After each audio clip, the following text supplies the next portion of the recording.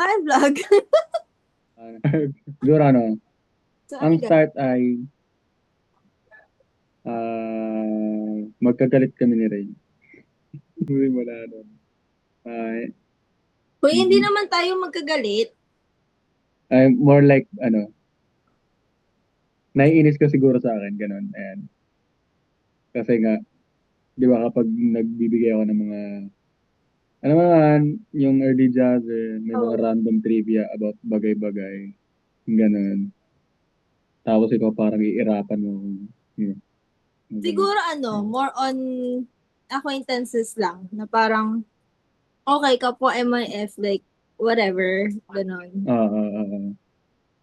Kasi yung pinaka naaalala ko nun before, yung debate na, oh, ganto, ganto, ganto, tapos magsasabi ka na ng trivia, trivia, trivia, trivia, ganon. Oo. Tapos sabihin ko, di ikaw na, parang ikaw na matalino, ikaw na si Kuya Kim, ganon. Kasi parang, nagsabi lang ako na isang comment, tapos ang dami ng ganap, ang dami ng hanash, di ko naman siya tinatanong. Ganon. Oo. Ano, parang ako naman, anong bang problema mo kung sinishare, sinishare ko to, ganyan. Yun. So, yun lang. So, yun yung start. Tapos na yun, goodbye. Yun. Kaya pero parang, ayun, lagi tayo nagbaba ngayon, no? Basta yun, parang, parang dati pag nagkikita tayo, lagi tayo nagbaba ngayon. Hindi pwedeng hindi tayo magbaba ngayon. Siguro, ayun, mas naging, doon tayo naging close nung sa manifesto. Ayan. Kasi Okay. ikaw yung secretary head. Tapos, ako, syempre, medyo artsy-artsy pa. Ganyan. So, medyo get to know each other. Wah! Wow. Sigsabi. Ay, hindi. Okay. Ah, hindi naman siya, hindi naman masama ugali niya. Boss sila. Sa akin na sa mga ugali ko. Ah, next question. Pero ayun, parang na-realize ko lang naman na hindi naman masama ugali mo. Ano ka lang, bossy ka lang. Pero hindi naman masama ugali mo. Yan. Parang may mga, pag wala tayong ginagawa, syempre, tanungan about something, yan, sa mga ganyan, sa buhay, Kaya ayun. naalala ko kasi noon, di Ah, manifesto, mga around January, February, kung kailan ba nag-start yung planning ng SI. So, nag-sec ako nang wala akong kaalam-alam. Like, yeah. as in, totally wala talaga. Tapos, ang naalala ko noon, ikaw yung tinatanungan ko lagi kasi ikaw yung may background sa SEC. That time kasi nung pag may mga CI or other events, ikaw yung nasa SEC, ako naging nasa finance. Okay, naman, sa perspective. Sa perspective ko, manifesto planning, pag kunwari nagpa-practice yung PAO, ng ano, may mga MIF na nagsasabi na, uy, bakit ganyan sa'yo si Kuya Jazz? Parang ganon. Hindi Hmm. naman yung ganyan sa amin pag ganon. Ano na yung mga kasama kong mga girlies, sila Sheena, sila Shine. Yan, kami pag gumagawa ng backdrop or nagpa-practice ng sayaw. Yun. Siguro sila yung unang nakapansin na may Hmm. something. Pero ako, Hmm. as in, wala talaga. Like, I don't care. Ganon. Napansin ko siya Hmm. siguro around July nung nag-Hong Kong. Yeah. Ah, Yun. pero yun, ang pinakapunto talaga ng manifesto, napilok si Rain. Tapos, ewan ko, out of concern na hindi ko siya naging, like, concern na hindi, for some reason, binigyan ko si Rain ng stick. ng stick. Ay, yung mga kasing kapal ng aratilis na, tama ba? Kasing kapal ba ng sanga ng aratilis Malay ko, yun? hindi ko siya maalala. Oo, ganun. Tapos parang sabi ko, oh, yan, natungkod mo. Ang Tapos, naalala ko yung binilan mo ako ng situ kasi walang yelo. oo, Tapos yun din dahil nga yun, yun din. natapilok ako, Oo, sabi maga-maga, ko, tapos sabi ni Ate Ivy sa akin, yelo. Eh tapos wala pang dahil walang yelo. yelo, Walang yelo. So, bumili ako ng C2. Sabi ko, ayan, yelo. Tapos Parang yung yun yata C2, yung sinabi ko. yung C2 walang yelo, pero malamig-lamig pa. Malamig-lamig ko. Ayan, ayan ang gamitin mo. Ayun. Parang, ano, siguro parang doon na medyo basta nagiging gusto. Pero, ayun, fast forward ng July. Ayun, na meron, personally sa akin, meron. May, Pero so, torpe ka.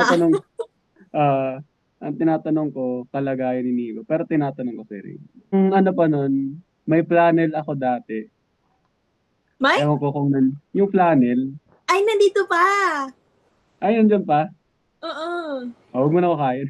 Baka na sa Pero meron ng flannel kasi parang sa isip ko, sana makasama yung flannel na yun. Yun. So,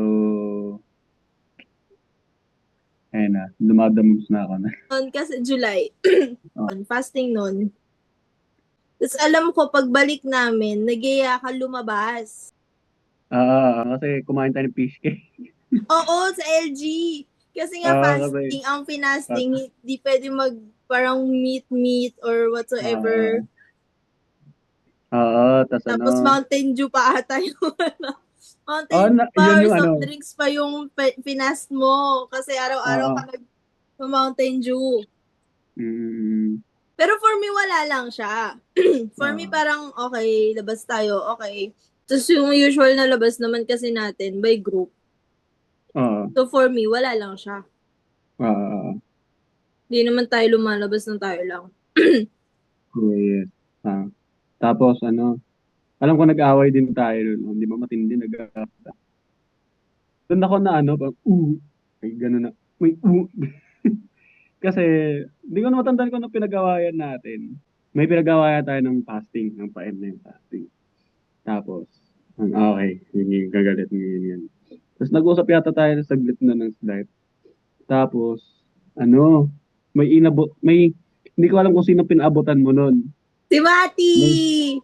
Si Matt. Basta yung paper bag yun na medyo social. Tapos, naalala ko, nung pauwi na ako, sinabol mo ko. May inabot kang sulat. So, May sulat ako inabot? Oh my gosh, siya meron. Wait? Meron kang inabot. Oo. Tapos parang, Talaga? tumakbo ka na rin. Tapos parang, alam ko sinabi mo yata nun, basahin ko pag uwi. Yan. Tapos di ko na matandaan yung content ng letter. Pero tumatak sa akin doon yung tatlong Mountain Dew no lata. Tapos Yun lang nakasulat yun. May sulat ako nun. So yung sa Mountain Dew, may nakasulat, bati na tayo. Ayan. Yun yung naalala ko sinulat ko. Kasi sabi ko kay Matmat, dahil nga magkaaway tayo ng fasting. Hindi naman tayo magjowa, no? Naasar ko si Matmat. Ko, Matmat, ikaw na lang mag-ubot. Tapos, ang gusto ko lang kasi mangyari that time, point of view ko. So, pag nag-fasting kasi, na parang, ang weird naman nun, nag-fasting, tapos, alam mo yun, nag-surrender ka, nag-sacrifice ka, tapos, gusto mo lang ng love, ng peace, ng kindness, tapos may kaaway ka, parang, inabot ko siya, selfish ako inabot ko siya para sa akin. Para payapa ako. Ay, ganon. Mali pala yung dating sa akin noon. Okay, itigil na natin to. Itigil na natin. Ganon siya. Kasi yun sa akin parang first time ko, hindi ka lang nakipagbate. Wala pa sa akin, hindi ka lang nakipagbate. 3 Mountain Dew ko yung ininom. Tinipid ko yung Mountain Dew na yun. Isang linggo kong ininom yun. Ayoko din magkaaway. Nag-fasting ka, tapos may kaaway ka. Ano yun, girl? Itigil na natin to. Hindi pa.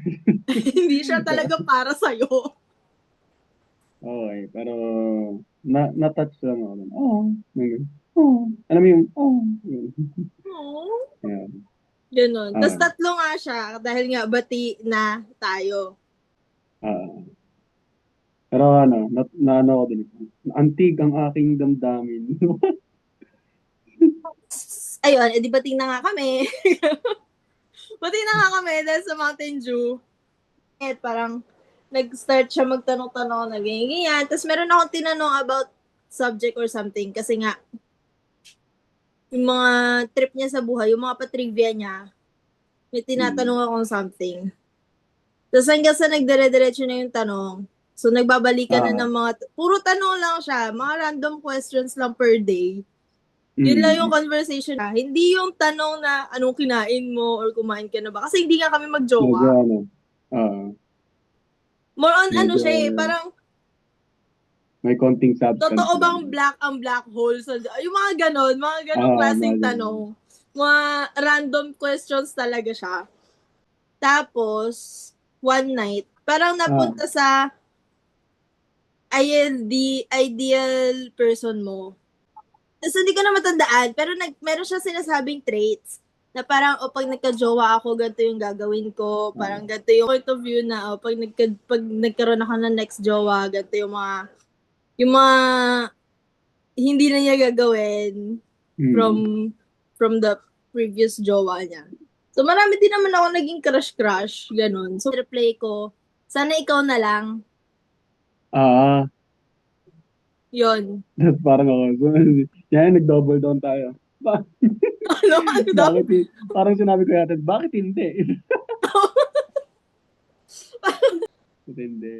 So, basta Ayun, parang yun, ganun yung, ayun. alabo nung conversation eh. Actually, hindi ko rin alam kung paano naging comment. Kasi wala Matagal talaga. na siya. Parang, Walang ligawan na nangyari. Walang, ano mo yun? mm, mm. Parang ano lang. Parang slow burn. Slow burn. Ano daw? Slow burn na romance. Na romance. Ano daw yun? Wala, joke. Wala yun. Di, pero ano, siguro ano, highlights ng mga unang taon. So, basta yun na yun. Nung nagsabi ako doon sa conversation na sana ikaw na lang or basta ganon. Hmm. Parang kinabukasan nun, siya yung nag-message. Parang sinasabi niya, good morning, something, something. Ano yung sinabi mo kagabi? Parang Ay, ganon. what was that? Mga ganun. Tapos, Nanginig. actually, yung August 22, Hmm. 2018, wala Ah, talaga, hindi talaga siya exact day na 22. Kasi nga, wala kang, pwede ka ba maging jowa, pwede ba manligaw, walang ganon. mhm. Walang ganon na nangyari. Hindi ko rin alam kung bakit. Bakit ba? Tigilan natin to. Tigilan na natin ito, Tingin ko na naglolokohan natin. lang tayo. Marireveal na yung sikreto ko kay mama. Ma! Minsan pag late ako umuwi galing ano, AMA or PUP. Nandun ako sa Galing siya sa dorm. kasi nagdadrama si Rain. Nakapasok pa nga ako ng school nila. Tapos parang siya yung facilitator yata nila ng pa-quiz or something, ganyan. Oh, yung psych week namin. Oo, yung psych week nyo. Tapos ako parang nandun ako sa siyempre may mga ano, struggle. Ah, pero umuwi talaga, pumupunta muna ako ng Katipunan. Tapos, kumakain kami ng chubby chicken. Siyempre, libre ni Rain. Mostly kasi ng labas natin group. At Yeah, ang laging totoo turner yun. si Sheena. Hi, Sheena! Kahit din ng mga, ano na, basta laging kasama si Sheena. Tsaka yun, pag nagpupunta ka ng Katipunan, laging si Regina, si Gabi, Ah, yung mga kasama natin. Siguro yung mga first years, ang kasi yun din yung first CI natin eh. ah, Yung Hiraya. yung Ryan. Memorable siya in a sense na nagagawa ko yung ministry ko na kasama ka. Ganun. Na Mm. meron akong nasisharean ng struggle, kunwari sa finance, or yung pahaw nung day one. Yeah. Parang usually kasi pag ganun, wala akong nasasabihan eh, kasi staff. Tapos, Ah, kung magrarant naman ako sa ibang MOF, like Marley, Sheena, or kung sino man kasama ko sa kwarto, parang di nila magigets. Yun yung first CI ko din na meron ako na pagsasabihan after. tsaka yun din yung CI na, basta ganun, yalib.